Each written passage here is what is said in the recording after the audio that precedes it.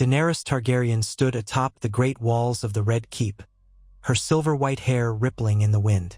In the courtyard below, people milled about, preparing for her departure, yet they kept casting anxious glances her way.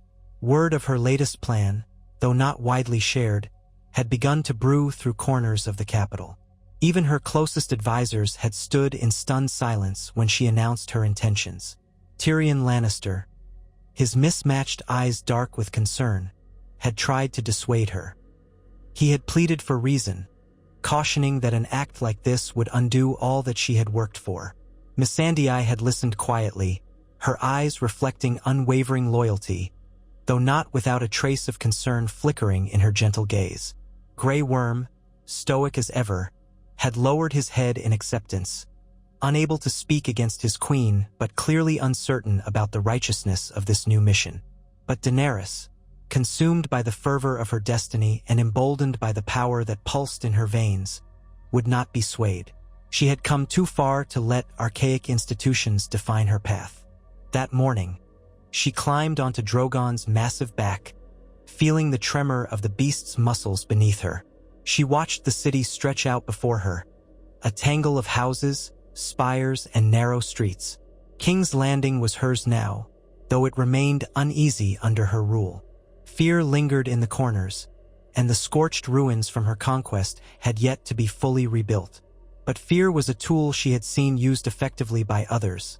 Cersei, Tywin, even Aerys before madness consumed him. To rule through fear alone was not her wish, and yet she found herself leaning upon it, a staff to guide her amid a forest of foes. Her new plan, however, wasn't about instilling fear for fear's sake. It was bigger than that. The Citadel stood in Old Town, a bastion of knowledge that spanned centuries. Within its labyrinthine library were tomes on every subject known to Westeros.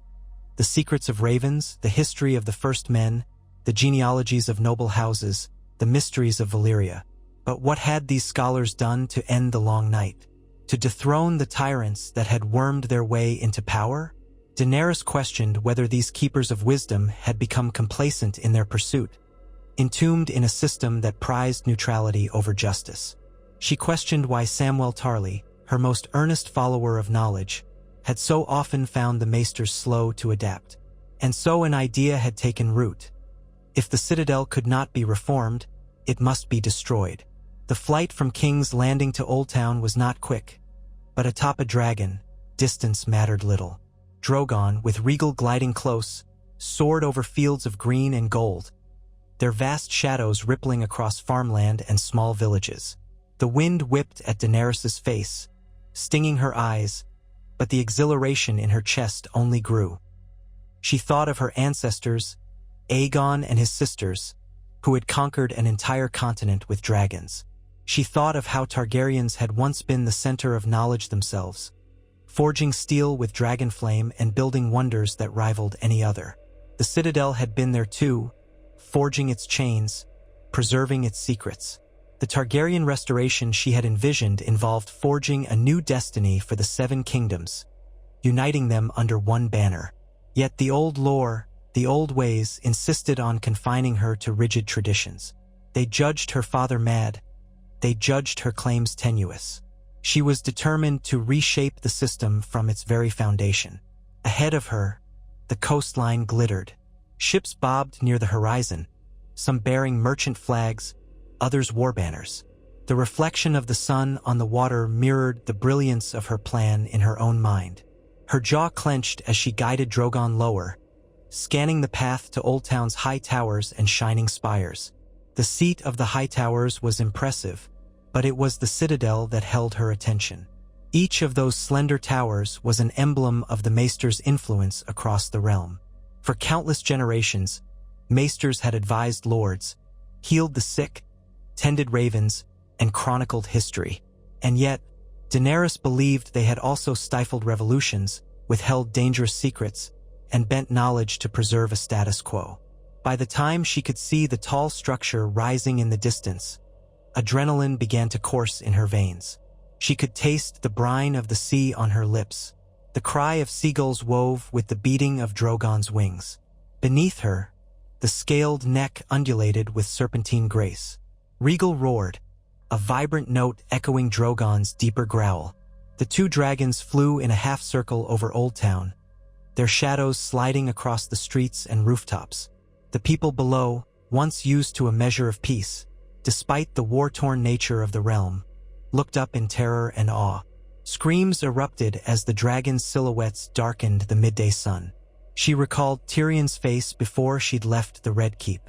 "Knowledge is power, your grace," he had said, his voice trembling with a desperation to stop her. "The Citadel is the anchor of that knowledge. Whatever your grievances, do not burn it to the ground. You would cast Westeros into a new dark age." But Daenerys had answered with a steely calm. "They have had centuries to shepherd knowledge toward a brighter future. Where is that future? Where are the changes that would free the small folk from the whims of petty lords and tyrants? The maesters stand idle in their halls.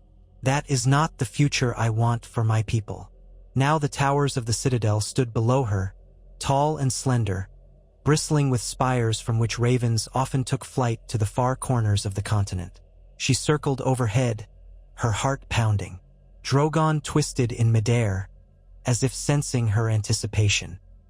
She spotted the main building with its thick walls, the flocks of novices scurrying about like ants, and the wide courtyard where older maesters gathered to discuss scrolls. None had expected this attack, not truly. Some had perhaps read cryptic signs or heard rumors from travelers, but none dared believe the Dragon Queen would come for them. Daenerys exhaled slowly. She thought of her father and his obsession with wildfire. She thought of how one final act of madness had nearly burned King's Landing. Her choice now was more calculated, more targeted. The Citadel, she believed, was the chain around the realm's neck. She whispered a single word, "Dracarys." Drogon's chest expanded.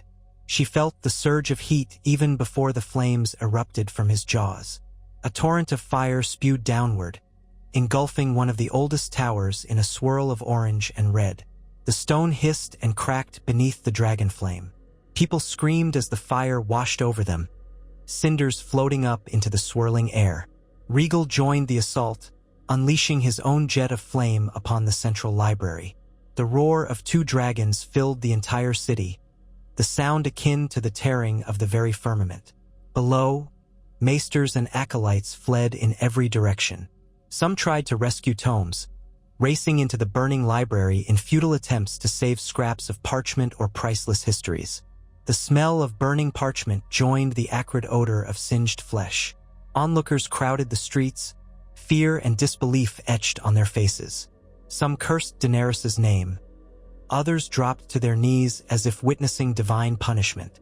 Flames climbed higher, dancing along the tower walls, devouring centuries of scholarship. Atop Drogon, Daenerys surveyed the destruction, her emotions roiling. Each lick of flame represented another block of knowledge lost, but she would not relent. A deeper conviction had taken hold of her, a dream of a new world. She imagined forging a different order, shaped not by learned men who locked themselves away in ivory towers, but by those willing to stand by her side and harness knowledge for progress and for the good of the realm. Tyrion's voice echoed in her mind, protesting that this was a short-sighted act of vengeance. Yet in that moment, the roar of her dragons overpowered all doubt. She swooped lower, scanning for any sign of organized resistance. There were no battlements bristling with archers here, no catapults or scorpions like those that had threatened her dragons elsewhere. The Citadel was a place of ink and paper, not steel and warfare. She spotted figures in the courtyard, frantically trying to form a bucket line from the fountain. Flames had already shot through one of the main towers. Its ancient roof timbers, dry as tinder, collapsed in a shower of sparks. Embers rained down onto the courtyard, landing on robes, scrolls, wooden benches, everything that might catch and carry fire further. A memory of a different fire rose unbidden. The moment she had emerged from Khal Drogo's funeral pyre unscathed, with baby dragons clinging to her skin. She had once stood for rebirth, for liberation from chains. Now she was an agent of destruction. For the first time that day, her heart clenched with something akin to sorrow. But she steeled herself. The price of forging a new realm was always high. The old must fall for the new to rise, and her heart, though it ached, would not waver.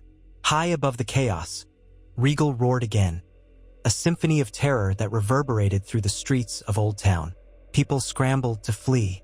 Some loaded small boats and tried to row away along the river. Others rushed to the city gates, pushing and shoving in blind panic.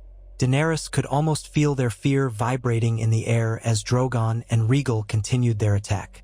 Yet she felt no turning back, no possibility of reigning in the dragon flame. Perhaps this was the moment she fully embraced her identity as a Targaryen. Fire and blood made manifest. Within a short span, the once proud towers of the Citadel were ablaze, the flames rising like twisted pillars. Stone began to fracture under the unrelenting heat. The outer walls shuddered. From her vantage point, Daenerys could see an entire wing of the complex collapse in on itself, a swirling inferno of burning shelves and crumbling masonry. The roar of destruction was deafening, a harsh cacophony of splitting timbers and roaring dragon flame. She guided Drogon lower, scanning for any pockets of men bold or foolish enough to mount a counterattack.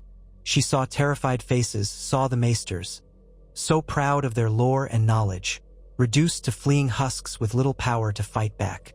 Within her thrummed both triumph and an uneasy sense of finality.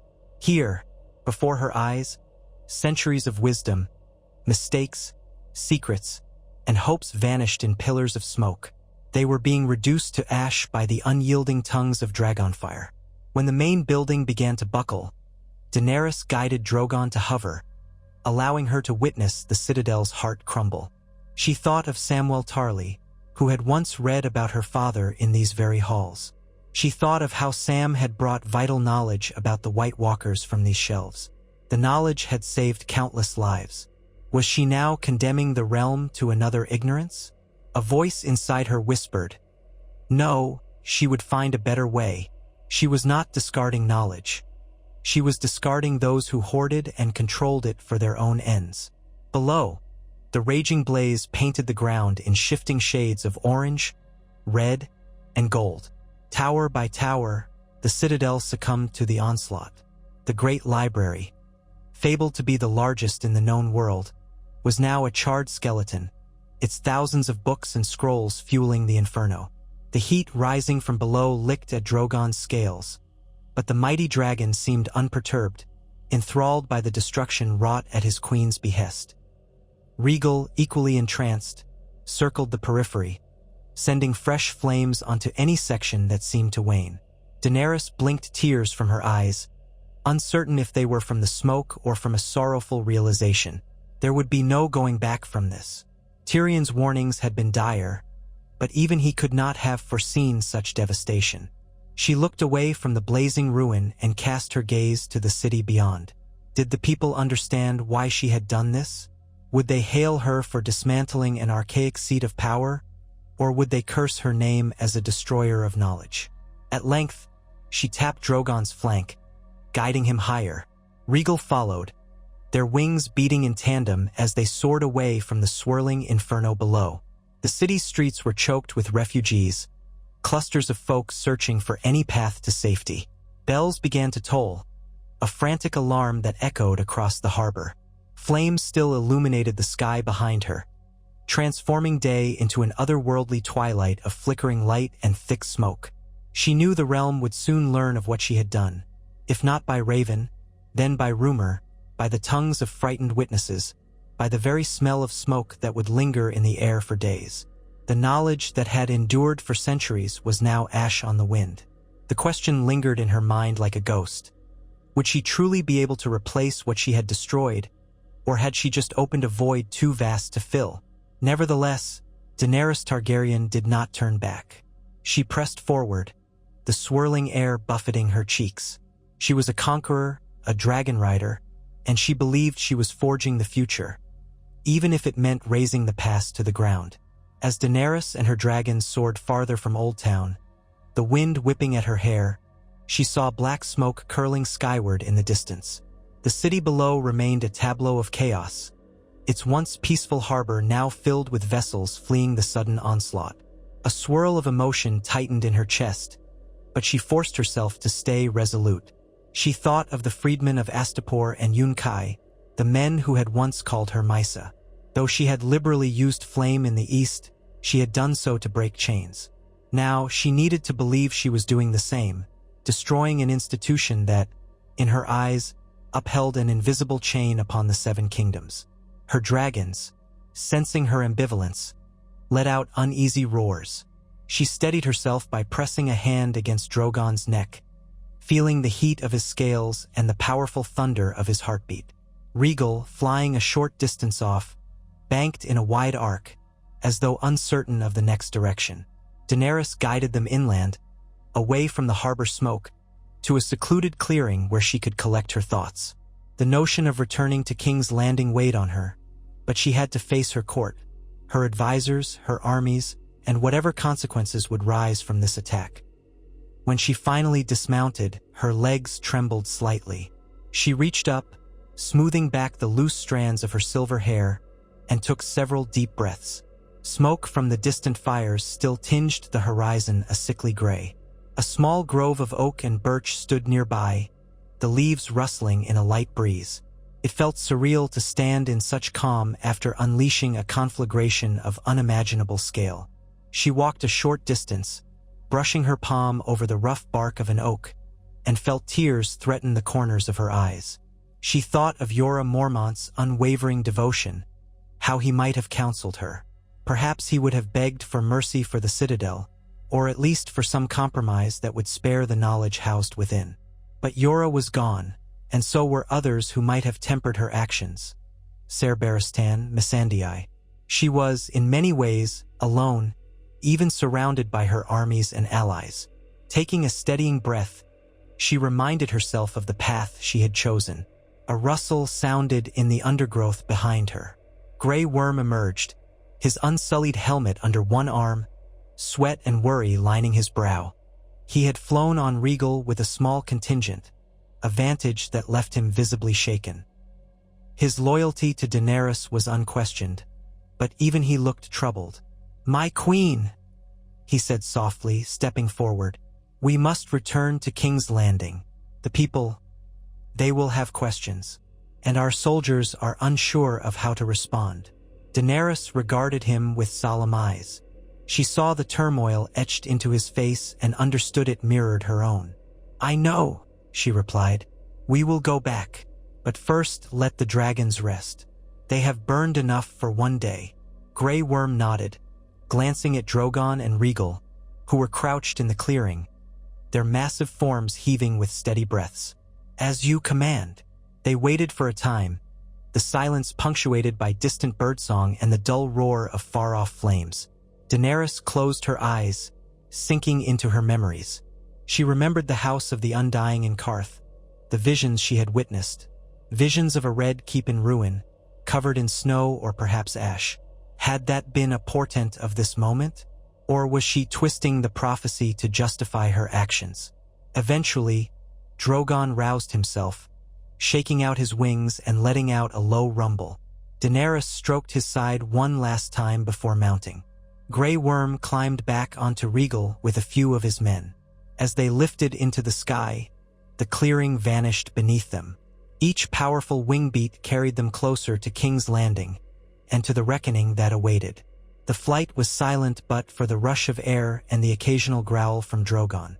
The land stretched below, dotted with farms and small villages.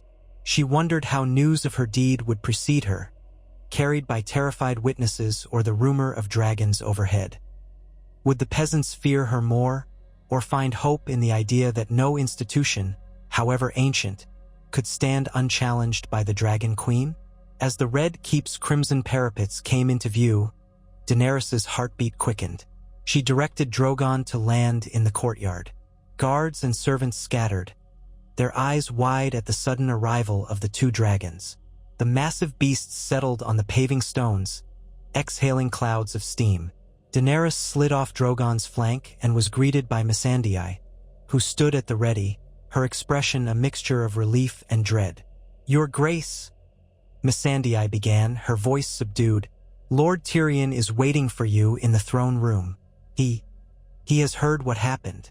Daenerys gave a curt nod, gesturing for Missandei to accompany her inside. Grey Worm followed, silent as a shadow. They crossed the expansive courtyard and entered the Red Keep. The corridors seemed darker than usual, as though the brightness of day could not penetrate these walls. Daenerys' footsteps echoed, each step heavier with the weight of what she had done. When they reached the throne room, Tyrion stood at the foot of the Iron Throne, hands clasped tightly in front of him. His face was pallid, lined with exhaustion and disbelief. He bowed as Daenerys approached, but she could see the turmoil in his eyes. A handful of guards stood at attention along the walls, their faces taut with apprehension. Varys was absent, gone since the day Daenerys discovered his betrayal. Tyrion's voice was hushed. "Your Grace, is it true? The Citadel burns." Daenerys swept past him, ascended the steps, and settled onto the Iron Throne. The cold metal pressed into her back. She rested her hands on the worn arms of the seat. Gazing down at Tyrion, she nodded once. "It is done." A tremor passed through Tyrion's lips. "Then the rumors are true. You have destroyed centuries of knowledge. You have seen yourself how the Maesters withhold knowledge or distort events to maintain power," Daenerys replied. "I did what was necessary." Tyrion's face twisted, torn between duty and horror. "Necessary? We spoke of reform, of forging alliances with the Maesters, burning them to ash. How does that serve the realm?" Daenerys leaned forward, her voice low and charged with conviction. "They served the realm poorly. They served only themselves, stifling change and perpetuating ignorance among the masses. When was the last time the Citadel used its knowledge to truly help the common folk? They keep their secrets locked away, deciding who is worthy of them. That is not the future I want." Tyrion's shoulders slumped. "And the knowledge itself, the histories and healing arts, the records of births and lineages, they're gone." Daenerys felt a pulse of regret but kept her tone firm. "Change sometimes demands sacrifice. Perhaps this will force the realm to build anew." Silence enveloped the chamber. Tyrion stared at her, searching for words. At last, his voice came out thin, almost pleading. "I hope you know what you've started." She lifted her chin, letting the tension linger for a moment before speaking. "I have begun breaking the wheel, Tyrion. The Maesters were one more spoke that kept the wheel turning. Now they are gone." He opened his mouth to respond but closed it again, bowing his head instead. "I remain your hand, Your Grace, but these actions, they will have consequences. The lords of Westeros, those who respect tradition, they may rally against you." A flicker of a smile curved Daenerys' lips, though it did not reach her eyes. "Let them. My dragons remain strong. I will not be intimidated by old men who cling to old power." Tyrion nodded somberly, and Daenerys noticed the slump of resignation in his stance. She dismissed him, sending him off to gather reports on the realm's reaction, instructing him to bring whatever news came by raven or messenger. After he left, the hall felt colder and emptier, despite the bright sun streaming through the narrow windows.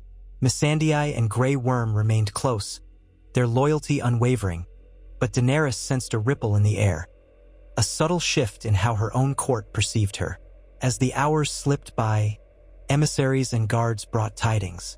Word spread that lords were horrified, that the small folk were uncertain whether to cheer the fall of a reclusive order or quake in fear that the queen might turn her dragons on them next.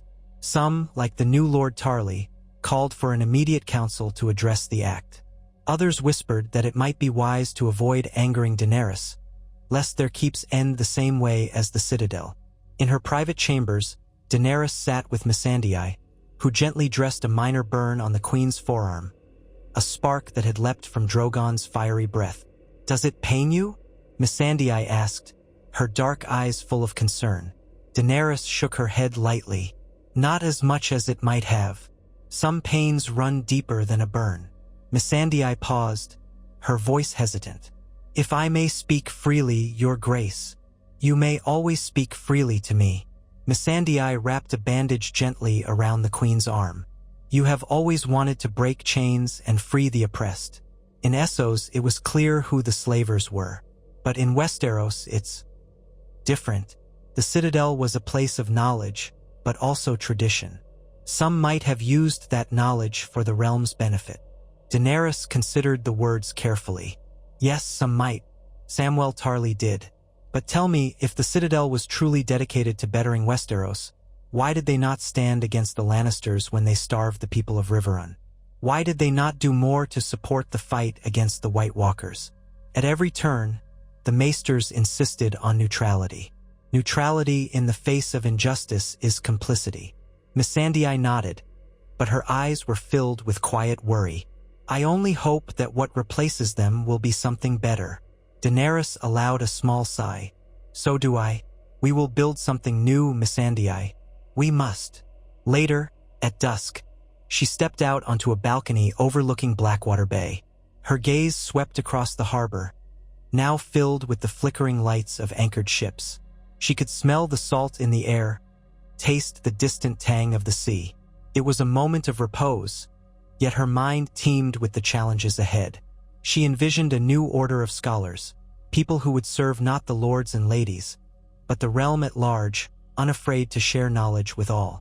She wanted to create schools in every major city, to teach reading and writing to children of all classes. Yet how to achieve this monumental task? Her musings were interrupted by footsteps. She turned to see Ser Davos Seaworth, newly arrived from the north, his face etched with wariness. He bowed in a respectful greeting. "Your Grace," I've returned. "Word reached me of what happened in Old Town. I must ask, is it as they say? Did you burn the Citadel?" Daenerys faced him, arms folded. The ex-smuggler was not known for subtlety. "Yes, I did." Davos released a measured breath. "I've seen what ignorance does to people, how it breeds fear and hatred. I also know we needed the Maesters to teach the next generation, to send ravens, to heal wounds. Without them," her tone was even, though her heart pounded, "there will be others. Healers and scribes can exist beyond the Citadel. We will not plunge into darkness merely because an ancient institution is gone. We will fill the void with something better." Davos rubbed his grizzled beard, looking out toward the horizon. "Forgive me if I'm skeptical. Knowledge is not rebuilt overnight, nor is trust. The lords may fear your rule now more than ever." She gave a short, resolute nod. "Let them fear me if they must, until they understand my purpose. I've tried reason, tried bending rules. Fire and blood built this throne. Fire and blood may be necessary to reshape the realm." Davos said nothing for a moment, the silence stretching out between them. Eventually, he bowed again. "I've pledged myself to serve the realm, and by extension, you, Your Grace. I only ask that you do not lose sight of why you came to Westeros." She gazed out over the bay, her hands gripping the stone balcony. "I will not lose sight, Davos, but I must be strong. Too many in Westeros still see me as a foreign queen. They doubt my birthright, question my every decision. Perhaps an act this bold will make them listen." He took his leave soon after, leaving Daenerys alone with her thoughts. The sky had begun to darken, stars pricking through the purple twilight. She thought of Jon Snow, Aegon Targaryen, as she had once known him. He had retreated to the north after the war, seeking solace away from politics and the burdens of his true heritage. She wondered how he would react to this new turn. Would he condemn her? Would he see this as madness taking root? The next day dawned with a somber stillness. The corridors of the Red Keep were filled with hushed conversations, and servants hurried about with uneasy expressions. Even the throne room seemed dimmed by an unseen pall. Daenerys summoned her council, Tyrion, Grey Worm, Missandei, and a few trusted nobles who had sworn loyalty after her conquest of King's Landing. She stood at the head of a long table, arms crossed. "What news do we have from the lords and ladies of Westeros?" A Northman with snow-flecked hair cleared his throat. "House Glover has expressed outrage, Your Grace. They say destroying the Citadel is akin to an act of war against the entire realm's history." A Dornish emissary chimed in. "Dorne remains cautious. They have no love for the traditions of the Citadel, which they feel never understood their land. But they are uncertain if you intend to continue this pattern of destruction. A representative from the Reach, newly installed after the Tyrell line was extinguished, announced that many in the region were in disbelief. The High Towers have convened a council in Old Town, what's left of it, to discuss how to respond. They may seek retribution.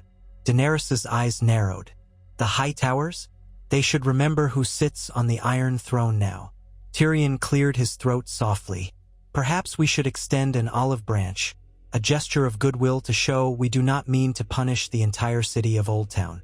Rebuilding efforts, for instance, or relief for those left homeless by the fire. She tilted her head, considering. I am not heartless. See that wagons of grain and supplies are sent.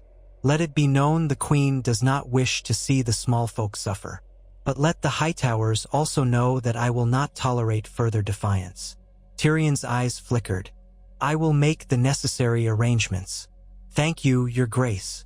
The meeting continued with reports of scattered rebellions, of minor lords who claimed her act justified their refusal to submit. She dispatched the Unsullied and Dothraki in small contingents to quell these insurrections, but she was careful to instruct them to spare villages wherever possible. Even so, stories of bloodshed and violence circulated, inflaming the notion that the realm was teetering under a queen who would burn its greatest institution of knowledge without hesitation. Late that evening, Daenerys found herself again in her chambers, pacing. Sleep eluded her. She replayed the roar of Drogon's flames in her mind and the sight of the Citadel's towers collapsing in ash. A shiver ran through her. She did not regret her action, but the weight of it settled like a millstone on her shoulders. She remembered a time when she had been so certain of her path, guided by the prophecy that she would free the world from injustice. She asked herself if she was indeed walking that path or if she had begun to carve a different, darker one. A knock sounded at her door. Missandei entered, head bowed.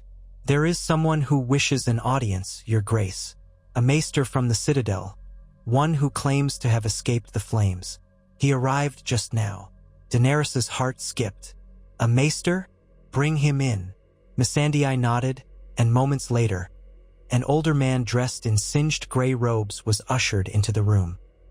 He had a bandage around one forearm and soot smudges across his face, but he held himself with a calm dignity. Missandei introduced him as Maester Aemon Rivers. He knelt awkwardly, struggling with a limp. My queen, he began, his voice gravelly with age. I have come a long way, escaping the fires of Old Town. I was but a lesser maester, tasked mostly with copying texts in a lesser branch of the library. I survived, somehow, and I seek an audience with you. Daenerys regarded him with a guarded expression. You have it now. He studied her face, and for a moment she thought she saw sorrow in his eyes. I have watched men die and centuries of knowledge turn to ash these last days. I am not here to condemn you, though it would be easy to do so. Instead, I come with a plea. She inclined her head slightly. Speak. He drew in a careful breath. The Citadel's ways were slow, yes, but we preserved cures for diseases, ledgers of births, and the genealogies of noble houses. We recorded events beyond living memory. There is no place else in Westeros that rivals that depth of recorded knowledge. Now it is gone, but not entirely. A few of us who escaped took what we could carry. Some scrolls, a handful of books. We want to continue our calling, but under a new banner, perhaps under your direction. Daenerys' pulse quickened with a spark of hope. You wish to form a new order? Aemon Rivers nodded. Knowledge need not die with the Citadel, but we cannot rebuild it alone. We need your protection and, yes, your resources. We would gather scribes and healers, train a new generation in the arts of ravens, healing, and scholarship. But we would do so in a way that serves the realm, not tradition for tradition's sake. She studied the old maester carefully. There was earnestness in his gaze, a humility that reminded her of the best qualities Sam Tarly had displayed. If I agree, how do I know you will not fall into the same patterns as the old maesters? He bowed his head. I cannot promise the perfection of men, my queen, but I can promise we will be beholden to you, to the realm's needs, and to open discourse. We will not lock away dangerous knowledge, nor will we let it fester unseen. Perhaps that means a new covenant, a set of rules that we vow to uphold under your guidance. Daenerys felt a flicker of something she hadn't felt since before she took King's Landing. The first stirrings of genuine optimism. I will provide you with a sanctuary in the capital, perhaps. A place where you can gather what remains and build anew. The maester's shoulders sagged in relief. My queen, that is more than I dared hope. Still cautious, Daenerys drew herself up.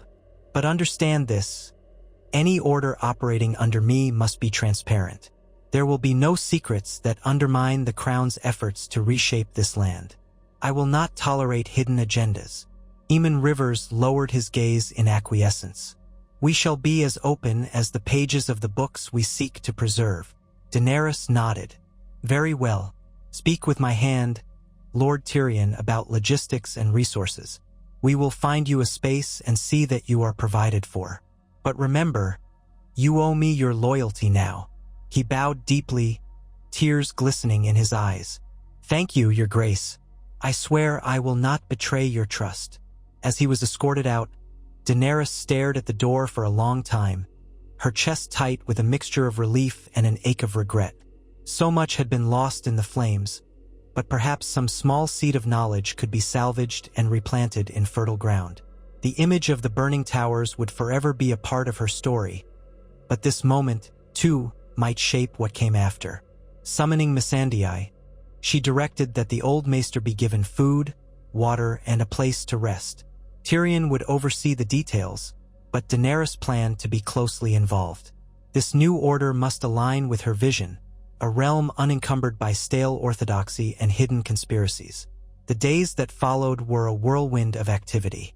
Architects were consulted on how to convert an unused wing of the Red Keep into a learning center, one that could house the rescued texts and any new scrolls created by Eamon Rivers and his peers. Daenerys insisted on an open courtyard where the public could come for lessons in basic reading and writing, a radical idea for many who thought education was a noble's privilege. Funding was allocated from the crown's treasury. Gold taken from Lannister coffers was now redirected to finance this new institution. Despite this hopeful development, discontent simmered across the realm. The Hightowers refused to bend the knee, calling for a gathering of nobles to discuss the atrocity committed against the Citadel. Rumors circulated of a potential alliance between the Vale and certain pockets of the Reach, all outraged at the destruction of a venerable institution. Daenerys' name was invoked in tavern songs, not as a liberator but as a fearsome tyrant with little regard for history or culture. Tyrion, ever mindful of political currents, tried to advise caution. We might need to grant some concessions, he murmured one afternoon, pacing in the Queen's solar. A gesture that acknowledges their grief over the Citadel might prevent a larger rebellion. Daenerys considered his words, tapping her fingers on the arm of her chair. What manner of concessions do you suggest? He spread his hands. An audience with the Hightowers, perhaps. A formal apology might be too much, but an expression of regret for the loss of innocent life, at least. And maybe a promise to fund the rebuilding of certain libraries in Old Town, ones not associated with the Citadel's old hierarchy, but still beneficial to the populace. She inhaled, trying to quell the frustration that rose at the thought of groveling before those who would question her authority. Yet Tyrion was right in one sense. A realm at peace is easier to govern than one in turmoil. Very well, she said, voice clipped. Arrange it, but know that I will not kneel to them. They will come to me if they wish to speak. Tyrion bowed. Understood, your grace. Thus, messages were sent, inviting representatives of the Hightower family and other concerned lords to come to King's Landing under safe conduct. In the meantime, Daenerys pressed forward with establishing her new seat of knowledge.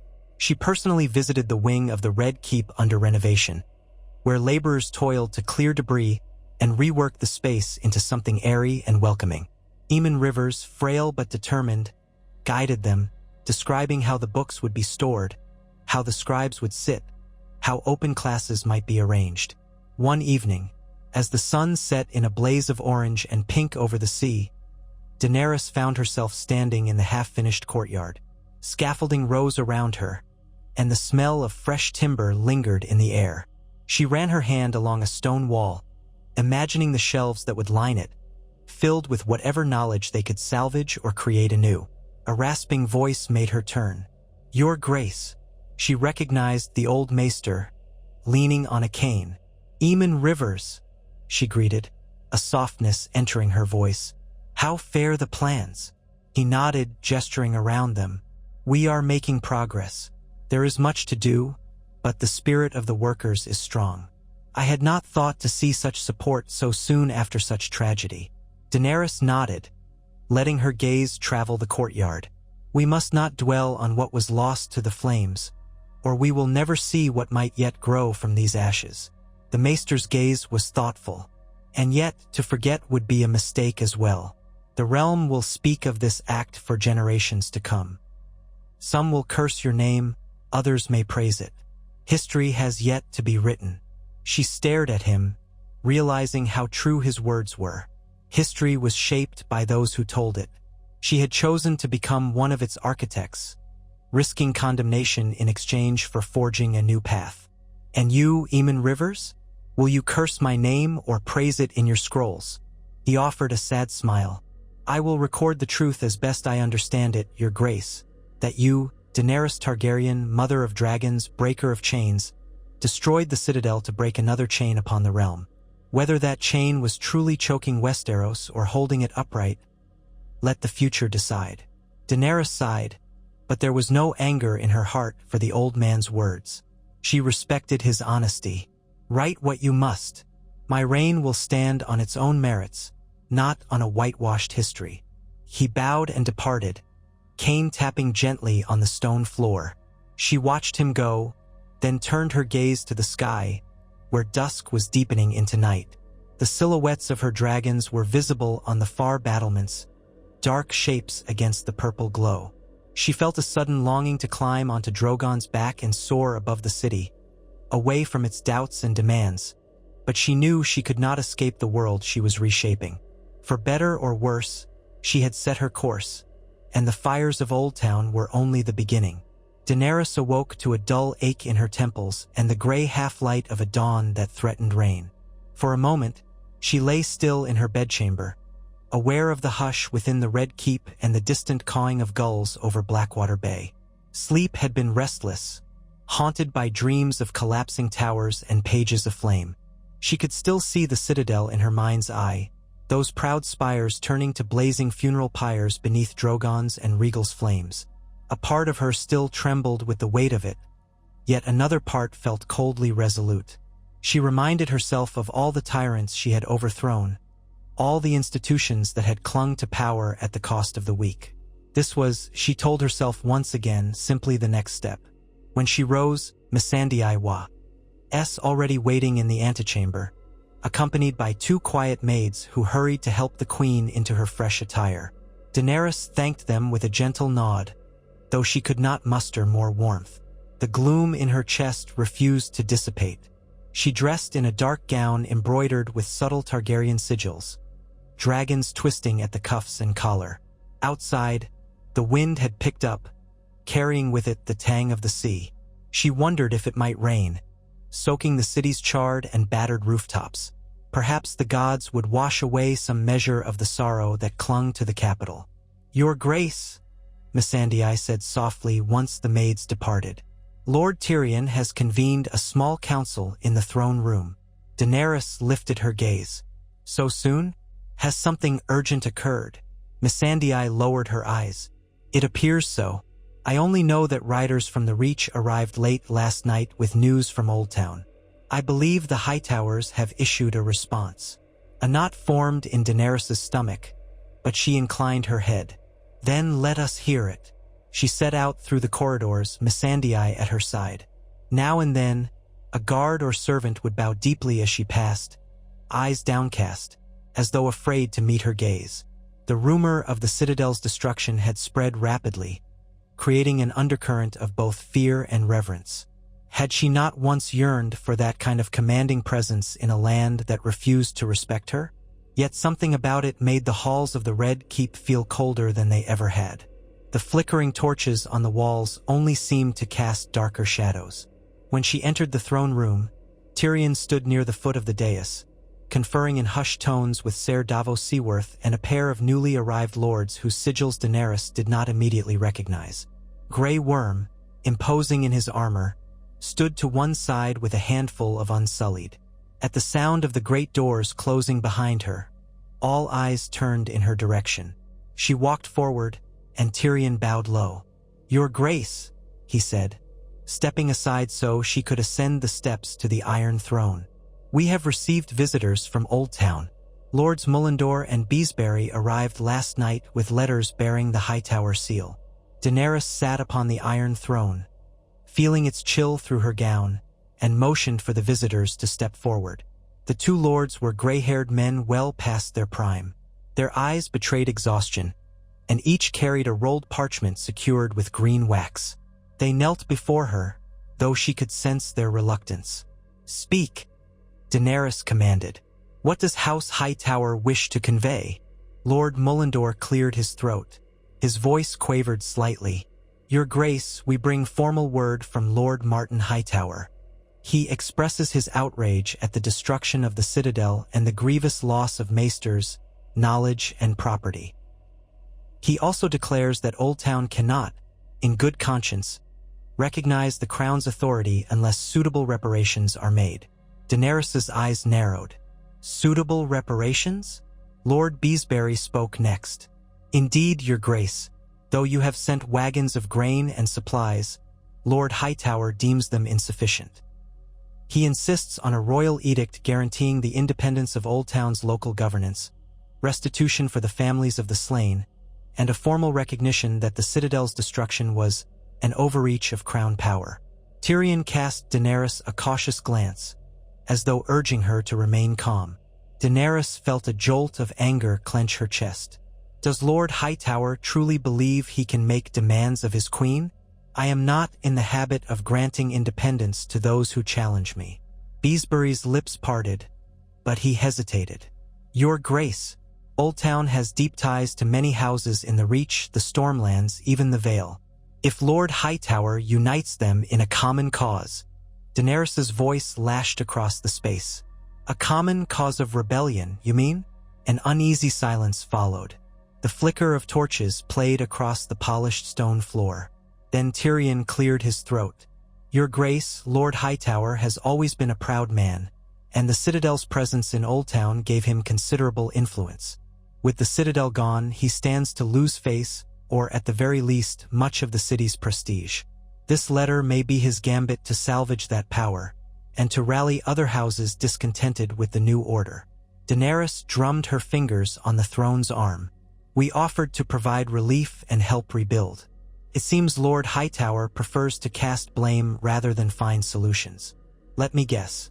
He demands an apology and an admission of wrongdoing, so he can parade it around the realm as proof that the Queen herself regrets her so-called crimes."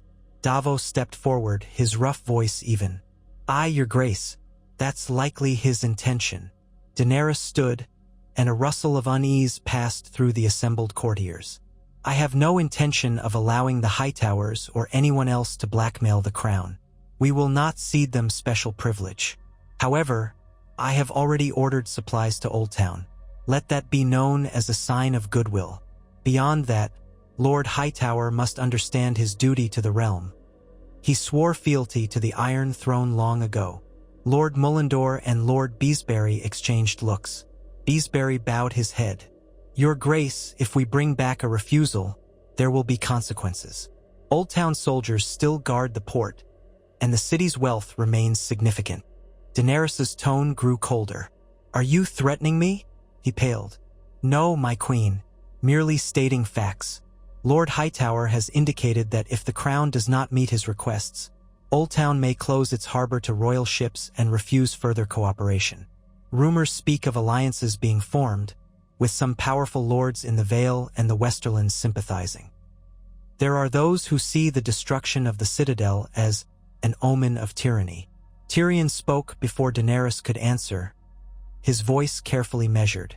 "We appreciate your candor, my lords.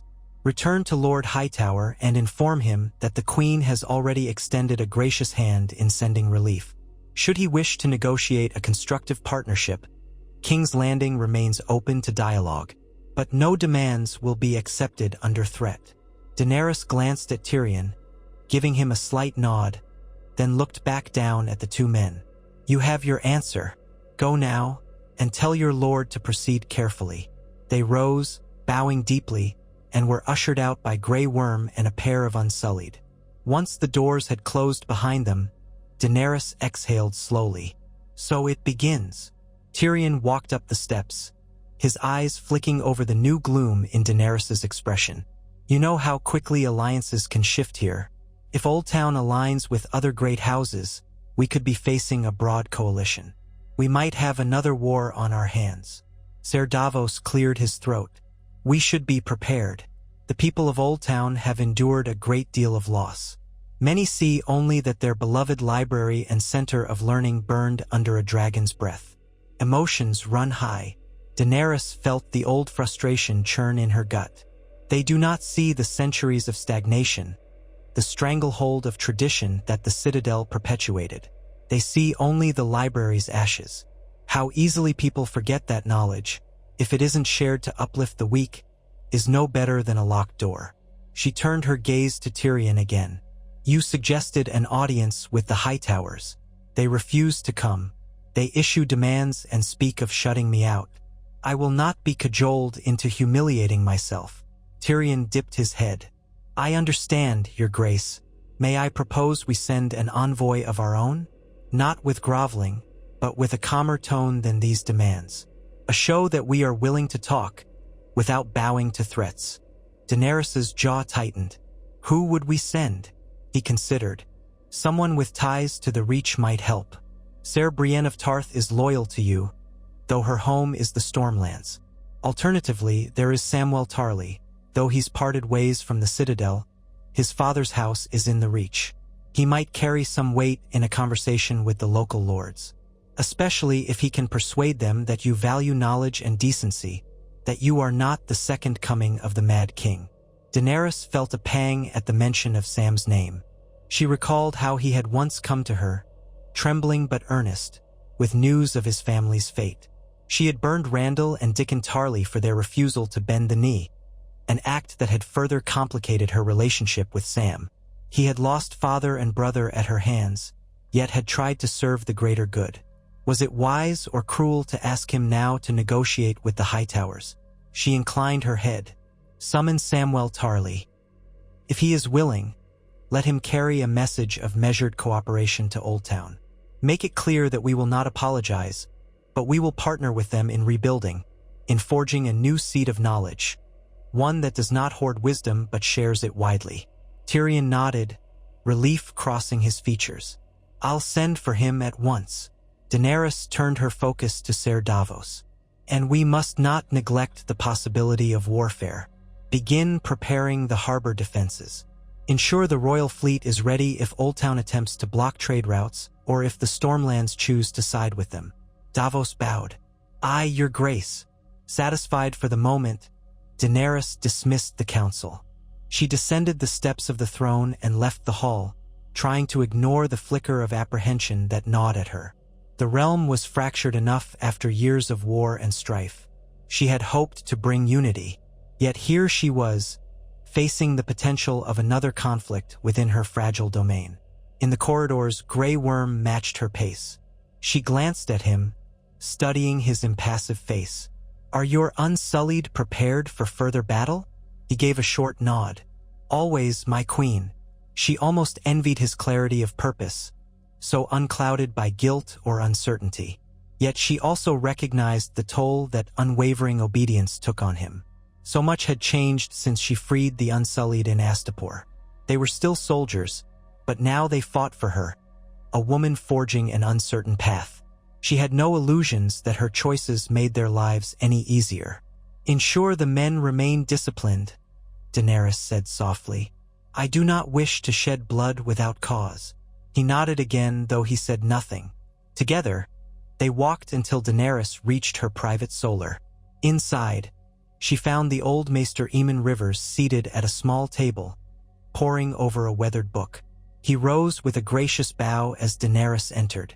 "My queen," he said, voice rasping with the weight of sleepless nights. "We have begun copying the scrolls that survived the Citadel's destruction.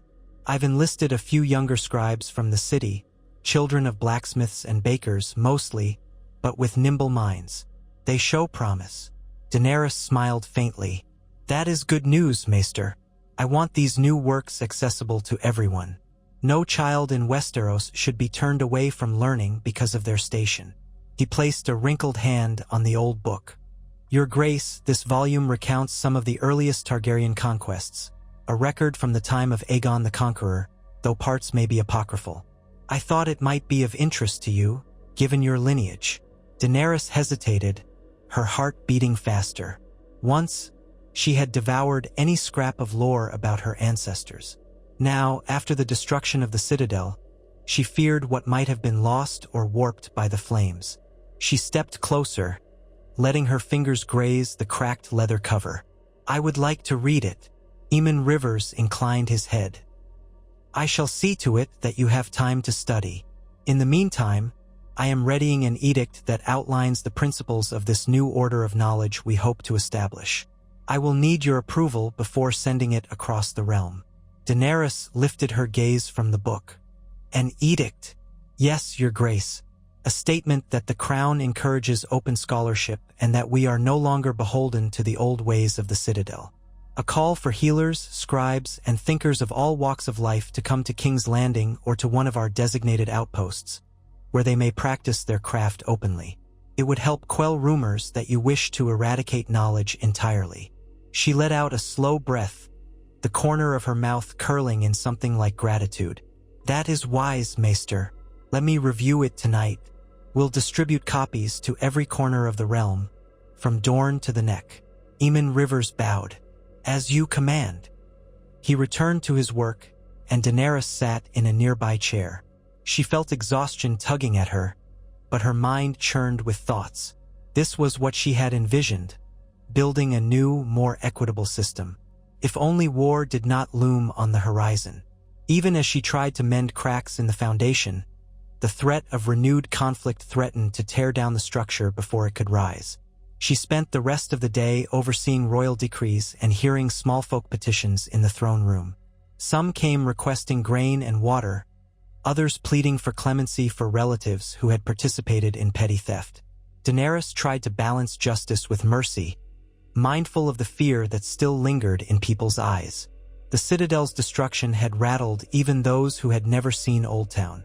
Whispers of the Dragon Queen's temper burned like sparks in every corner of the city. That evening, she took supper alone. A simple meal of roast fowl and bread lay half-eaten on a platter, her appetite dulled by worry. The memory of charred towers haunted her every moment of quiet. At last, she rose and made her way to the ramparts of the Red Keep, climbing a set of winding stairs until she emerged onto a battlement overlooking the city. She found Drogon perched upon the high walls, his massive silhouette stark against the sky. The dragon's dark head lifted as she approached, golden eyes blinking in the half-light. She placed a hand on Drogon's thick scales. The heat of his body radiated through her palm. He let out a soft growl, a sound that held no threat for her, only a reminder of his raw power. She leaned her forehead against him, closing her eyes. "What would you have me do?" she murmured. "We destroyed the Citadel, but the realm remains fractious. They don't understand. They never truly have." Drogon shifted, the scrape of his claws echoing across stone.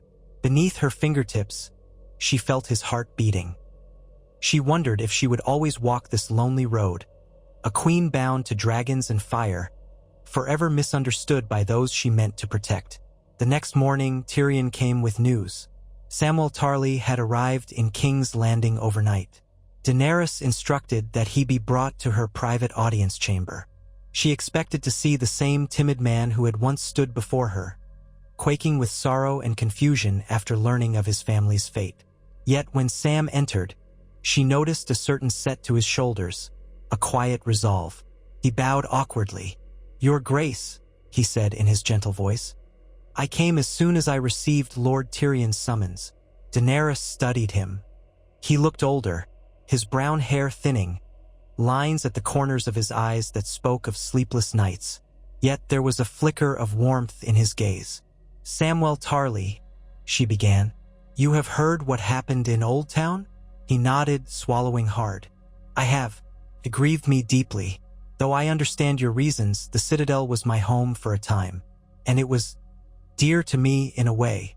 Daenerys braced herself for reproach. I will not pretend I regret it. The Citadel withheld knowledge that could have saved countless lives. They judged me unfit to rule, slow to share the truth of the White Walkers. It was an institution that stifled progress. Yet I know that good people studied and worked there. People like you. Sam lowered his eyes. I don't dispute that the Citadel had many failings, but it also held wonders beyond counting, knowledge from every corner of our history. That's what saddens me most, the idea that so much is lost. Still, I came because Lord Tyrion said you wanted my help. Yes, Daenerys said, clearing her throat. Lord Hightower and others in the Reach resent me for burning the Citadel. They are talking of alliances and demands that I cannot, in good conscience, meet. We hoped you might speak to them, present an alternative perspective. Sam looked uncertain. What could I say that would sway Lord Hightower? My father served him once, and my family's seat is in the Reach, but I am not exactly well loved among those nobles. They know I abandoned my duties to the Night's Watch, that I left the Citadel under strained circumstances. Tyrion, who stood by, interjected in a calm tone. That might work in your favor. House Tarly is old and respected, but you never truly sided with the old ways.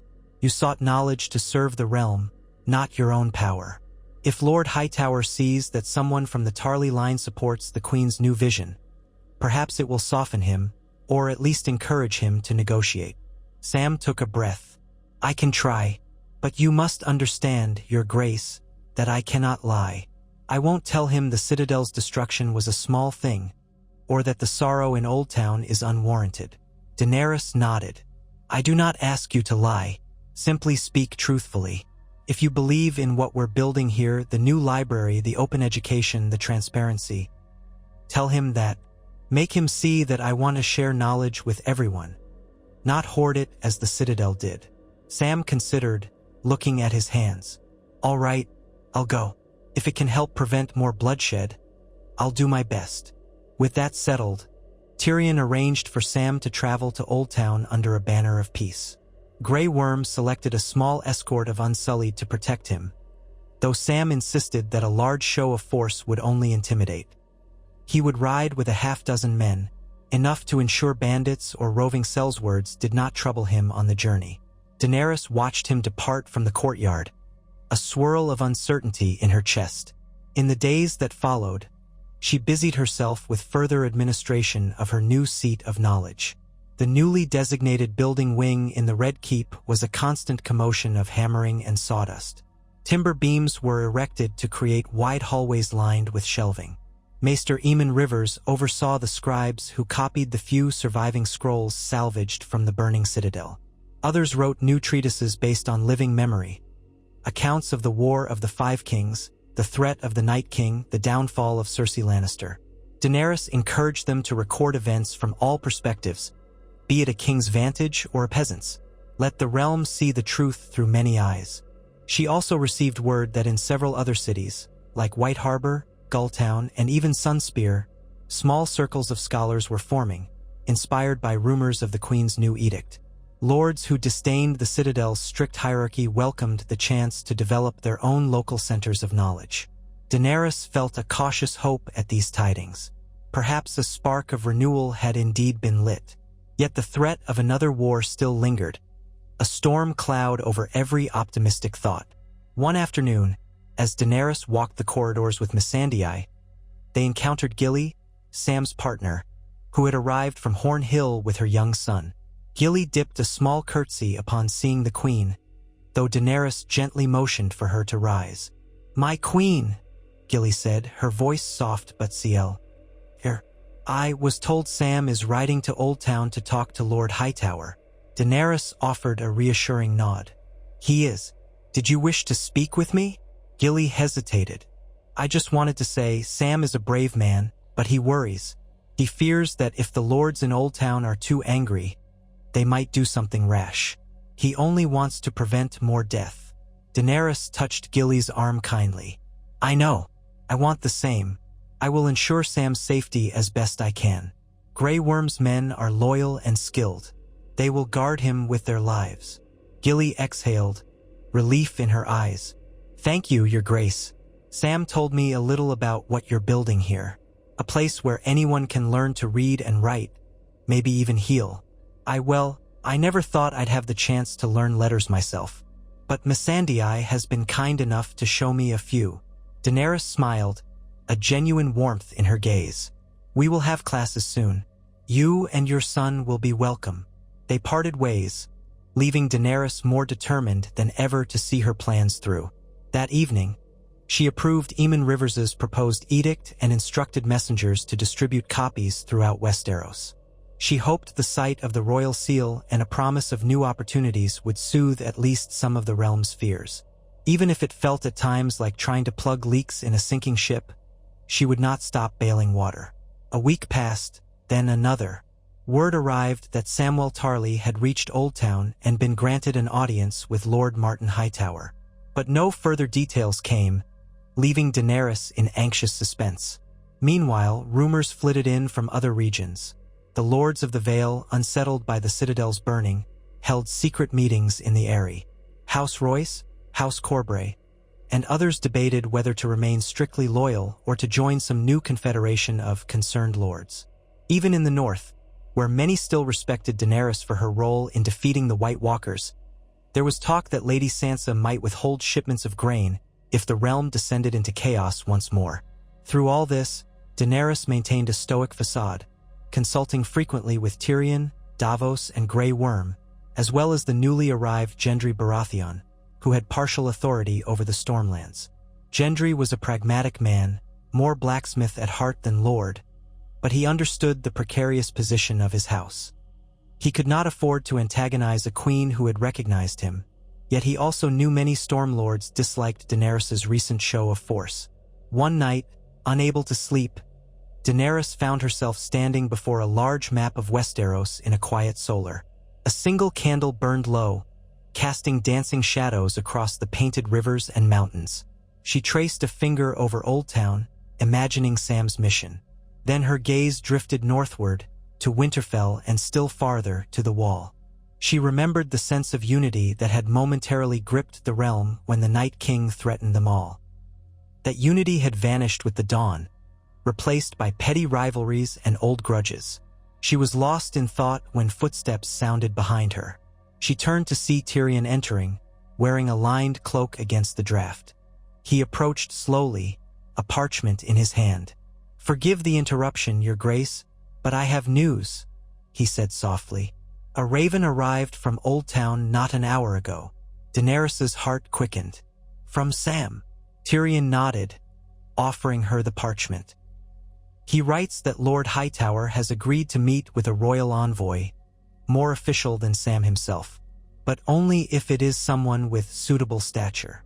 He also mentions that Lord Hightower remains deeply bitter, but is willing to talk about a path forward that doesn't end in open warfare." Daenerys' hand shook slightly as she unrolled the parchment. Sam's writing was neat, though hurried, describing how Lord Hightower's small council had been divided on whether to treat with the crown. Some wanted immediate retribution for what they deemed a crime against history. Others, more pragmatic, feared a direct confrontation with dragons.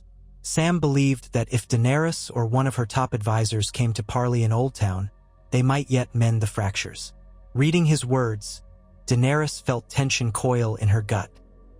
"He wants me to travel to Old Town myself?" Tyrion tilted his head.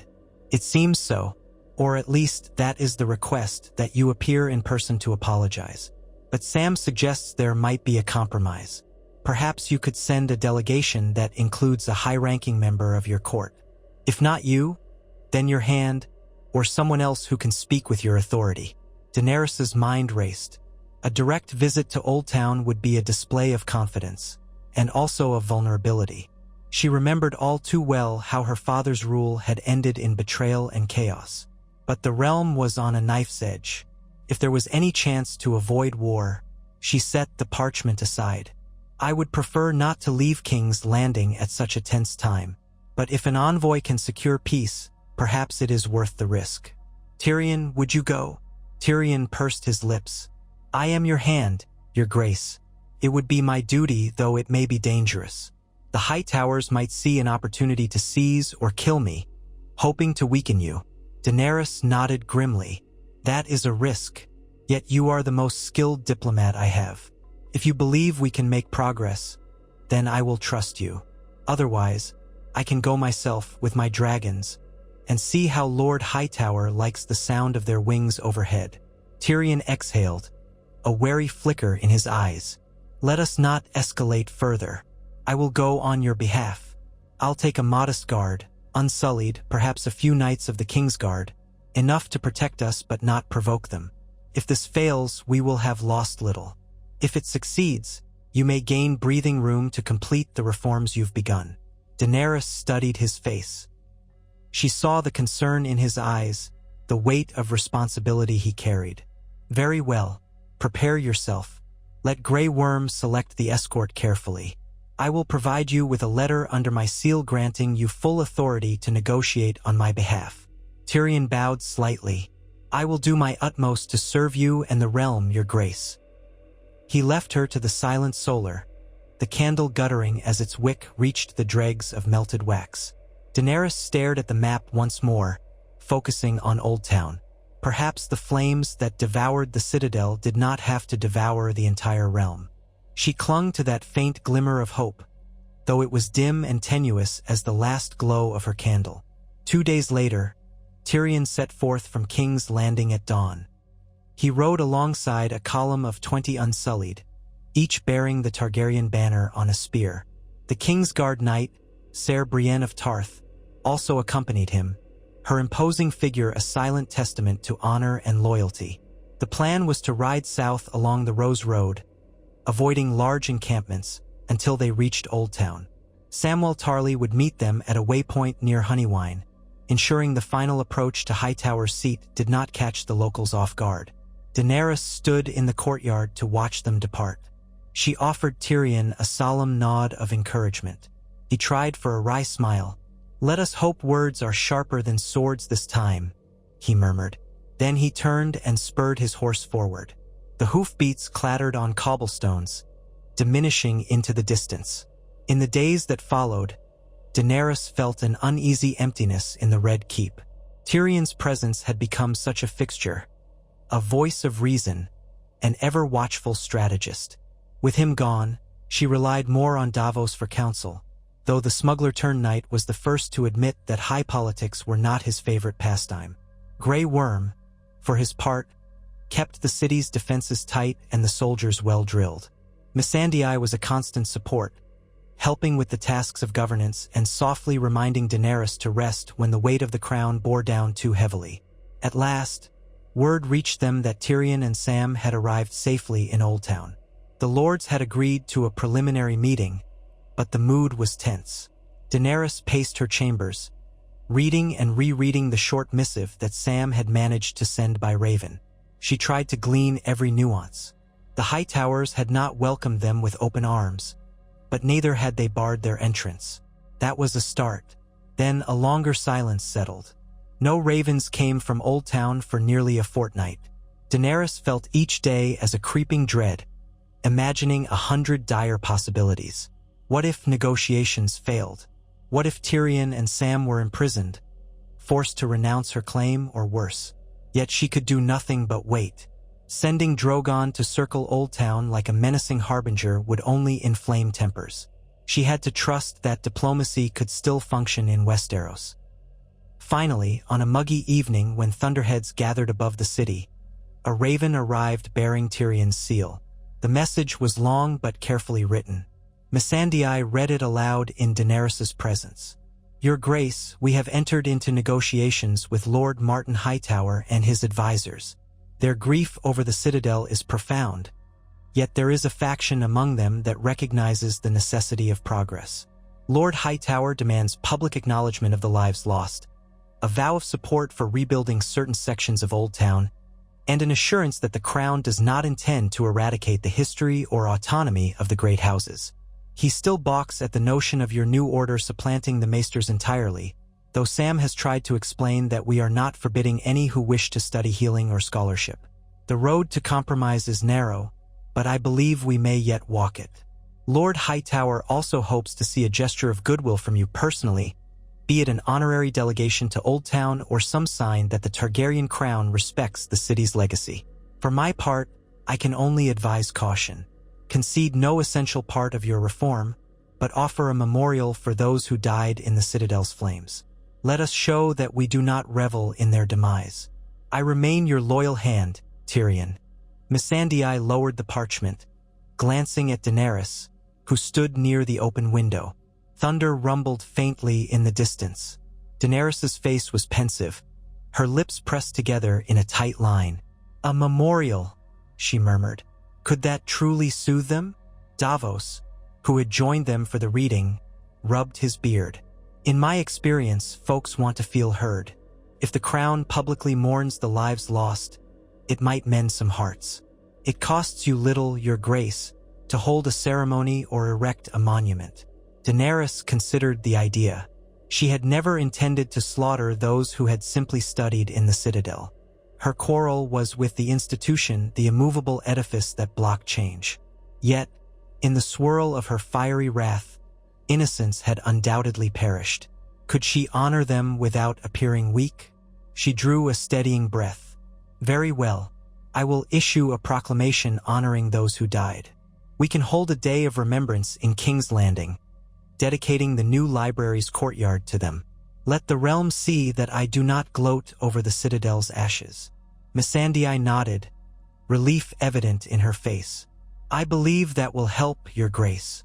Daenerys's gaze shifted to the storm-laden sky. A swirl of gray and black clouds churned, promising a downpour. "Prepare the scribes.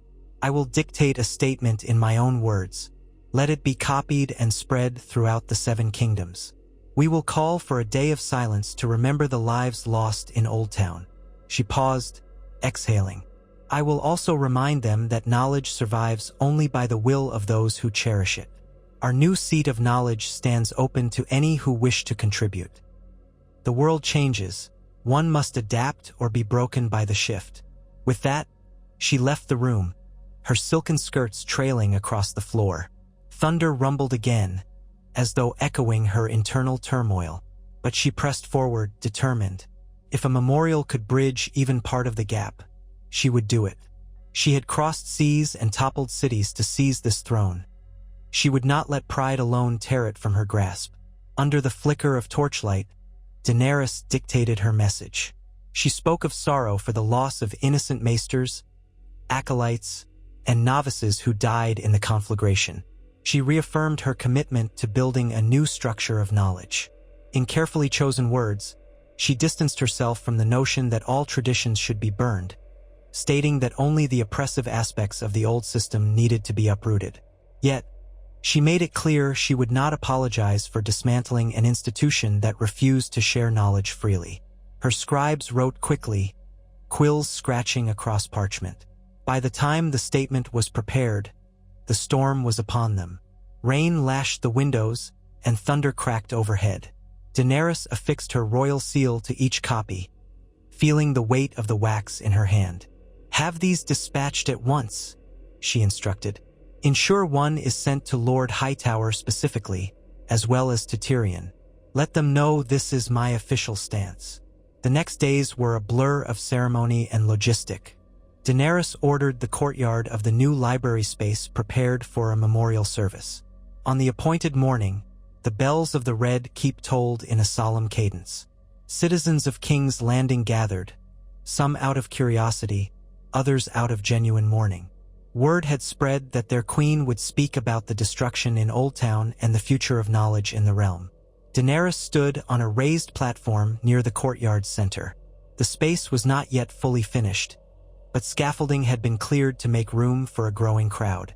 Grey Worm and the Unsullied stood in a respectful perimeter. Eamon Rivers was there, leaning on his cane, his eyes somber. Missandei waited at Daenerys' side, a comforting presence. The hush of the crowd felt palpable, broken only by the shuffle of feet and the distant cry of gulls near the harbor. Daenerys stepped forward, letting her gaze sweep across the assembled faces. She saw suspicion in some eyes, curiosity in others, and a glimmer of hope in a few. She inhaled, then began to speak in a voice that carried. "People of King's Landing and of the Seven Kingdoms," she said, "we gather today to remember the souls who perished in Old Town Citadel, scholars and novices who dedicated their lives to learning. Though I found the Citadel structure wanting, I acknowledge the devotion of those who sought truth, those who strove to heal and educate. Their lives were not meant as a sacrifice, and I mourn their passing." A ripple of murmured commentary passed through the crowd. Daenerys continued, her tone clear. "I am Daenerys Targaryen, the mother of dragons, breaker of chains, and yes, I wielded fire that day in Old Town. I burned the Citadel because it stood as a fortress of secrecy, hoarding knowledge that rightfully belongs to all of you. But let it be known, I do not relish the loss of innocent life. My quarrel was with the Citadel's unyielding guardianship of knowledge, not with those who genuinely sought to better the realm." She paused, allowing her words to sink in. Rain threatened again, a few droplets pattering on stone. "This courtyard," she said, gesturing around her, "is dedicated to their memory. It will be open to all who wish to learn. Here we will preserve what texts remain, create new ones, and teach those who come in good faith. May the efforts of scholars like Maester Eamon Rivers and those following him serve as a testament that knowledge can flourish, free from the chains of tradition that hold progress captive." The crowd murmured once more. Some people bowed their heads. Others cast uncertain glances. But Daenerys pressed on. "I invite healers, scribes, and learned individuals from all lands to join us in this endeavor. The realm stands at a crossroads. We can cling to the past and risk further strife, or we can walk a path that leads to a future where knowledge is shared, not hidden. And to those who lost friends and loved ones in Old Town, I offer this day of remembrance, this vow that their pursuit of understanding shall not vanish into ash." She stepped back, letting silence reign for a moment.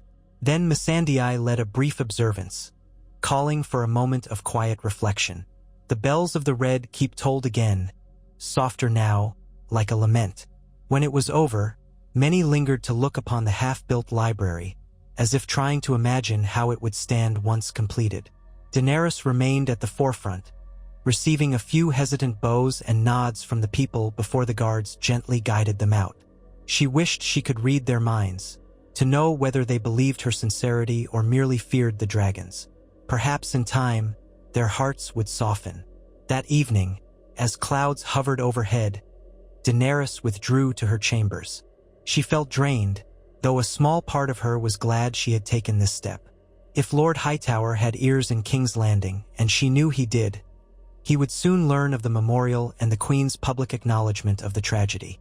Maybe, she allowed herself to hope, it would be enough to tip the negotiations in Tyrion's favor. Days stretched into a week. A few more messages arrived from Old Town, each slightly more promising than the last. Lord Hightower wanted more clarity on whether the Crown would enforce certain privileges for Old Town's commerce.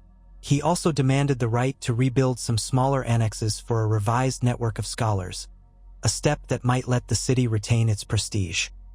Tyrion responded that the Queen was open to cooperative efforts but would not recreate the Citadel in its old form. Thus negotiations ebbed and flowed. Finally, near the end of the second week, a raven arrived bearing an urgent seal from Tyrion. Missandei took it to Daenerys immediately. Daenerys broke the seal, scanning the words with mounting tension. "Your Grace, I have succeeded in reaching a tentative accord with Lord Hightower and his council. They will not join any rebellion nor encourage other lords to do so, provided we recognize Old Town's role in housing a new college of scholars. They accept that the old Citadel is gone but wish to maintain some vestige of scholarship in their city. They also require a symbolic gesture. They ask that you release to Old Town a portion of any recovered tomes or scrolls that once belonged to the Citadel, so they may preserve them for the city's historical record. Finally, they ask for your presence, or at least a high representative's presence, at a formal signing of this accord in Old Town to show unity. In return, they will pledge loyalty to the crown and acknowledge the new order of knowledge in King's Landing without further hostilities. Please advise whether you are willing to make such concessions. I believe this is our best chance at securing peace here. Tyrion. Daenerys lowered the parchment, heart thumping. She mulled over the demands. A portion of the surviving scrolls to be housed in Old Town as a local repository. She had to admit it seemed fair. The people of Old Town were proud of their heritage. They deserved a link to the knowledge that once graced their city, provided they agreed not to seal it away again. She summoned her closest advisors, Davos, Grey Worm, Missandei, Gendry, and Aemon Rivers. As they stood around a circular table, she read Tyrion's letter aloud. The old maester was the first to speak. Your Grace, I see no harm in allowing Old Town to keep some of the recovered texts, as long as we maintain duplicates for our own library here. Knowledge shared is knowledge multiplied. Davos nodded in agreement, and it might cool the tempers in the Reach if they feel they haven't lost everything.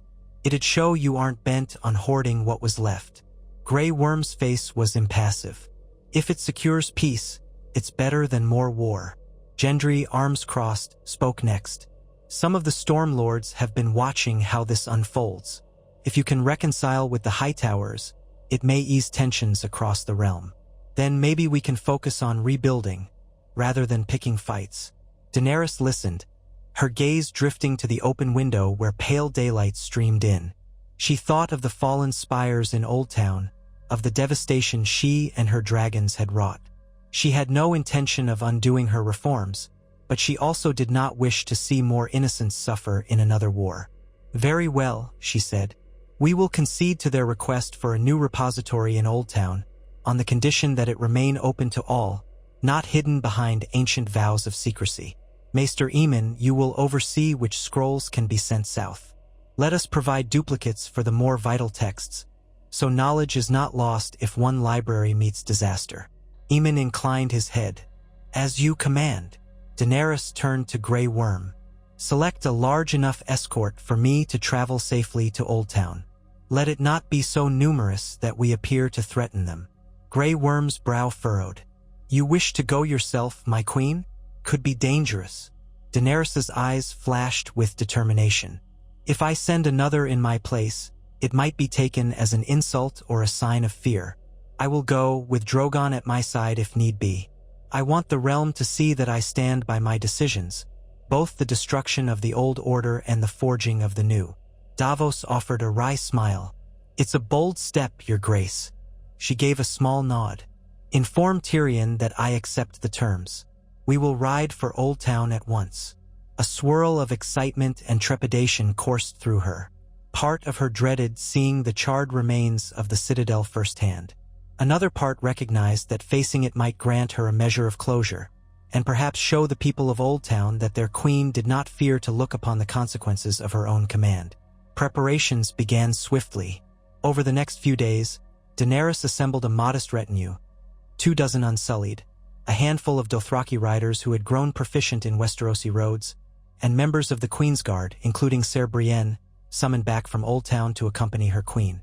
Aemon Rivers, despite his frail health, insisted on coming, as did Missandei. Davos would remain in King's Landing to oversee day-to-day affairs, ensuring no opportunists seized upon the Queen's absence. Drogon and Rhaegal would follow from above, at a distance, to avoid alarming every village they passed.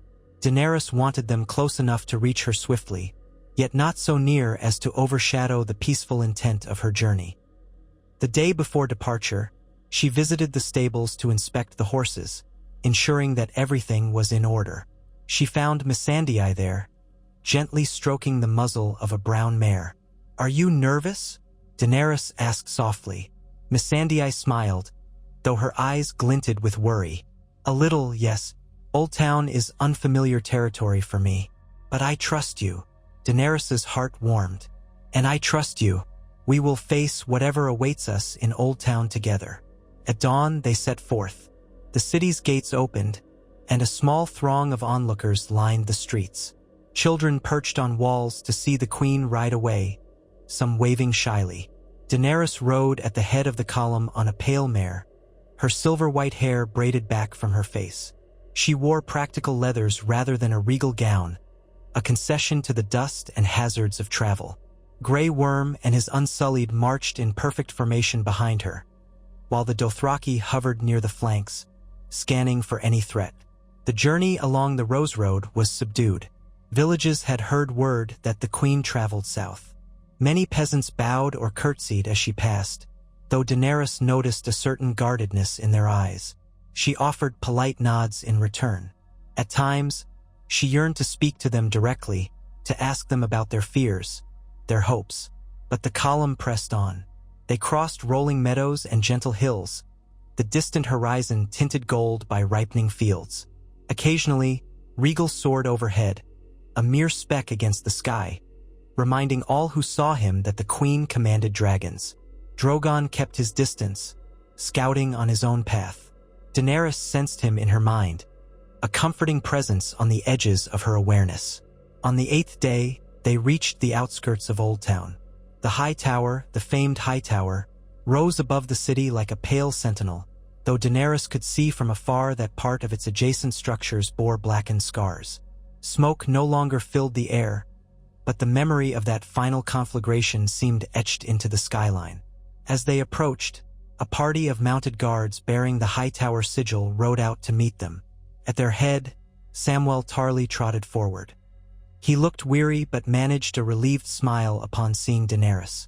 "Your Grace," he said, bowing in his saddle. "Samwell," Daenerys greeted, her tone warm. "I am pleased to see you well. How fares Lord Hightower?" "He awaits you in the palace at the foot of the tower," Sam replied. "Tyrion is with him, finalizing details for the accord. The city is tense, but no open hostility has greeted us. Lord Martin is a proud man, but he keeps his word about granting safe passage." Daenerys nodded. "Let us hope that continues." The Unsullied parted to let Sam and a few Hightower guards guide them. As they entered the city gates, Daenerys observed crowds gathering on either side of the narrow street. Some faces looked angry or sullen, others merely curious. A hush fell, broken now and then by a muttered remark or the cry of a child. Daenerys rode with regal composure, though her stomach churned with the memory of unleashing her dragon's fire here. The tower's presence loomed overhead, a silent reminder of the city's old majesty. They reached a broad courtyard near the base of the High Tower. Stone walls bore fresh scorch marks. Daenerys recalled vividly how Drogon and Regal had circled overhead, raining flame. She drew a deep breath, swinging down from her horse. Tyrion was there, stepping forward to greet her with a half-bow. He wore a carefully neutral expression. "Your Grace," he said softly, "Lord Martin Hightower awaits you inside." Daenerys nodded. "Let us not keep him waiting." Sam and Tyrion led her, along with Missandei and Aemon Rivers, into the stone halls. The architecture here was older, predating many of the keep's expansions. Tapestries depicting the city's history lined the walls, some of them singed at the edges. Guards stood at intervals, their faces set in wary lines. Finally, they reached a set of tall oak doors. Tyrion pushed them open, revealing a large chamber lit by high windows and a canopy of rafters overhead. Lord Martin Hightower waited at the far end, flanked by advisors and lesser lords of Old Town. He was a man in his late 50s, wiry and severe, with streaks of white in his dark hair. His mouth formed a tight line as Daenerys approached, but he bowed, if stiffly. "Welcome to Old Town, Your Grace," he said. His voice carried an undercurrent of bitterness, though he maintained formal courtesy. "I trust your journey was uneventful." Daenerys inclined her head. "It was. I thank you for ensuring our safe passage, my lord." He straightened, his gaze lingering on her, as though studying her face for any sign of remorse. "We have much to discuss," Shall we begin with the terms of this accord? She gestured for him to continue. Lord Hightower's steward handed out copies of the proposed agreement. Daenerys scanned the neat script, noting the key points: Oldtown's pledge of loyalty to the crown, recognition of the new seat of knowledge in King's Landing, freedom for local scholars to establish the College of Scholars, and a portion of any recovered texts to be housed here in Oldtown. In return, the Crown would formally acknowledge the sorrow at the Citadel's destruction and commit to assisting Oldtown's reconstruction in some capacity, though no direct apology for the act itself was demanded. It was a fragile balance. She glanced at Tyrion. He gave a slight, encouraging nod. Then she lifted her gaze to Lord Hightower.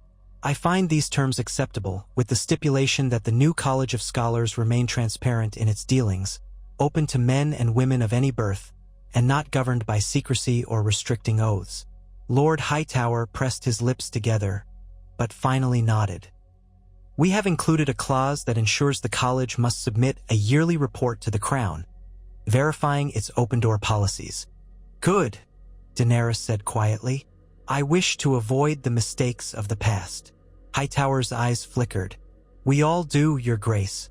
There was a hesitation. Then he added, We are an old city, proud of our traditions. I can't say we'll ever fully forgive what happened to the Citadel.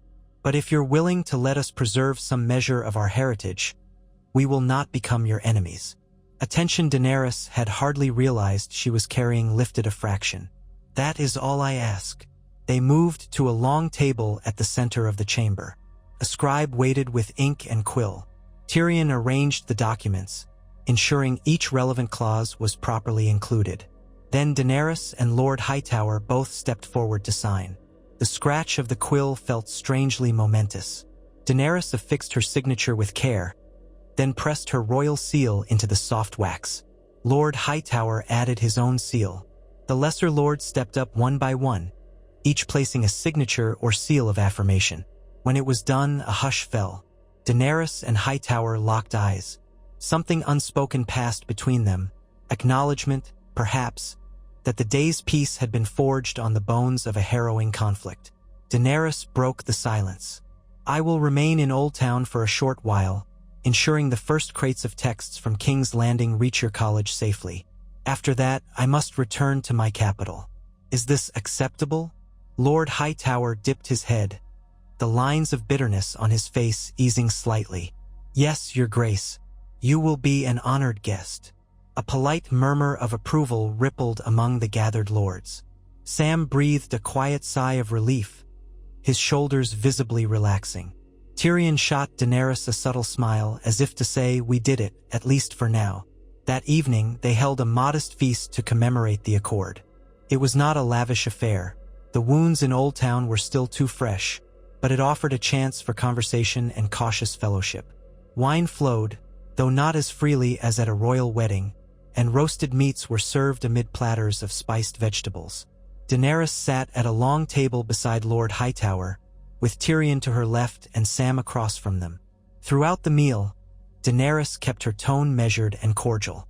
She listened politely as local lords recounted the city's history before the Citadel's founding, when Oldtown had been a gathering place for traders and explorers. Some seemed genuinely curious about her new library in King's Landing, asking how open scholarship would be funded.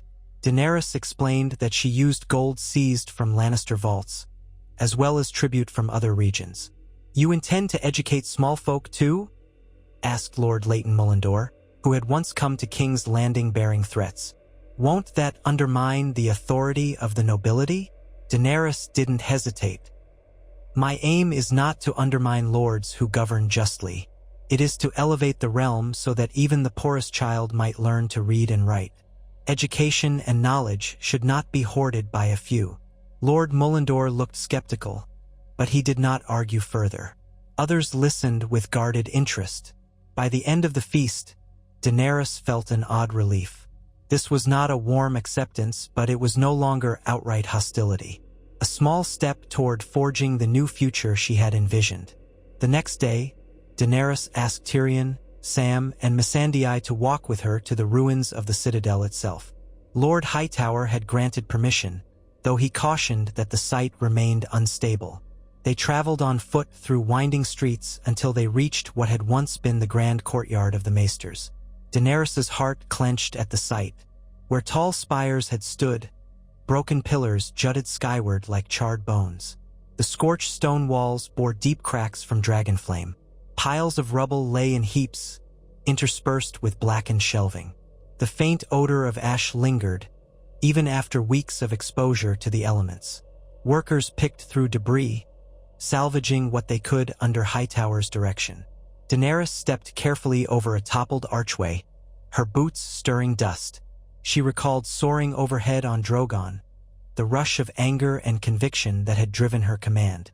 Now she stood among the ruins, compelled to confront the reality of what she had done. Sam's voice was soft beside her. "I was once assigned to shelve books in that tower," he said, nodding to a collapsed structure. "It held genealogies dating back to the Age of Heroes. Many a time I got lost in the twisting staircases." She swallowed hard. "I never wanted to kill those who were only seeking knowledge. But the Citadel was a fortress around that knowledge, shutting out the rest of the world. If I had not acted, would anything have changed?" Tyrion cleared his throat gently.